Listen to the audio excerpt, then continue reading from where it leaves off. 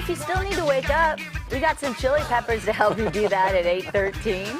Keeping your family's safety in mind this morning. If your child is asking for a bike this holiday season, get it checked out by an expert before they ride it. A Fox 31 Denver investigation found that a lot of the bikes that are assembled, pre-assembled at some of the big box stores are not put together correctly. Fox 31 investigative reporter Tack Landrock went undercover buying boys and girls bikes at popular stores like Toys R Us, Walmart, Kmart, Target.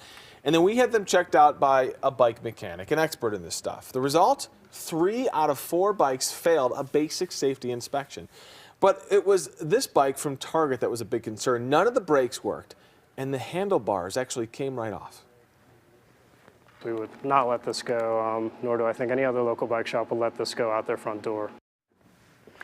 So we have some great suggestions on KDVR.com on what you should look for before wrapping up that gift, putting it under the tree for your child. So here's what happened earlier. Well, we decided to say, all right, how easy, how difficult is this? And Ken and I, mostly Ken, put this bike together all morning, a typical kid's bike, little 12-inch Dora the Explorer bike. And, you know, Ken's not the only dad going through this year, right? A lot of parents are going to be doing this. Jordyn Drayton is here from the Bike Depot. You just saw him in that little clip there from Tack's story. And he's going to tell us a little bit more about putting these bikes together. And more importantly, Jordyn, how did Ken do? Did you get a chance to inspect this much yet? Well, I'm hoping I don't have to be too hard on Ken this morning. We'll hope for the best. We're hoping for the opposite, actually. Okay, But I'm just saying, it's, you know, it's not terribly difficult, but it does take a little bit of skill to do it right. It does. You know, we see a big range of what comes out of the box as far as quality goes. Sure. And, you know, we're not looking to fine-tune any sort of a racing bicycle here. Right. We just want to make the bike safe to ride for your average child. So let's go through this one. What would you inspect? What would you think might be an issue? So whenever we're doing education with anybody who's receiving a bike through one of our programs, Sure. we're talking to them about the ABC Quick Check idea. The A stands for air, so we're inspecting the tires to make sure they are properly inflated. These are not. In this case, they're a little bit on the low side, so probably We want to didn't have top a those pump, off so a we'll little let bit. that one slide. All right. But also you can give the wheels a spin, and it's what we call making sure the tire is seated properly on the rim so that it's even all the way around. So if you're spinning the tire and seeing any sort of a major lump, the front wheel here is a little bit wobbly, and that is actually in the physical rim itself. It doesn't look to be the tire. Well, that's not good. It's brand new, Jordyn. Again, there's no brake touching this rim, so not much of a safety issue. Okay, good. The B in ABC stands for brakes. In the case of this bike, it is only a coaster brake. So you'd want to make sure that under the very light pressure that a child is going to put on it, if they can fit on this bike, that it's going to stop the rear wheel.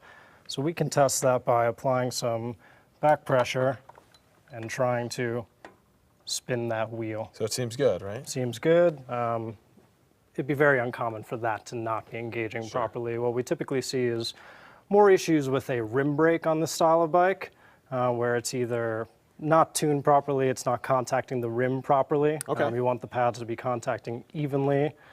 And the other big thing is that it can be difficult for a child to actually activate that handbrake. So if it has a ton of resistance in it, it might not be doing them any good anyways. The handbrake complicates things. We got to wrap up here. What's the C?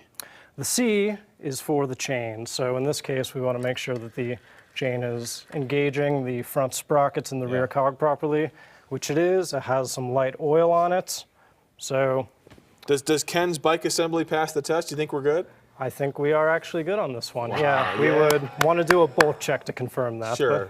What biggest mistake people make? You think not tightening things tight enough? Looseness is the biggest thing, because that leads to the loose handlebars that we saw in the segment last night, loose wheels, loose cranks, loose Well, thank you so much. Jordyn from the Bike Depot, we appreciate all that you guys do at the depot, obviously helping out a lot of nonprofit, and we appreciate you stopping by to check this out. This is going to be online at KDVR.com. If you're out there and you're thinking to yourself, my husband's going to put a bike together this year and he needs to see this, well, then send him the link to our website so he can watch that. And the Bike Depot is preparing for the big holiday bike giveaway. We want to tell you about that. They need your help. So you can find more information about how you can help. That's at the Good Day section on kdvr.com as well. It's a great organization that does great things with bikes. So thank you so much. And Brooke, Greg, over to you guys. And we're so glad Ken did well. He passed. I know. We are. Well, I think we kind of knew when he rode it around the studio that at least looseness wasn't a problem. If that didn't kill it. Nothing would. And did you know it was called the coaster brake?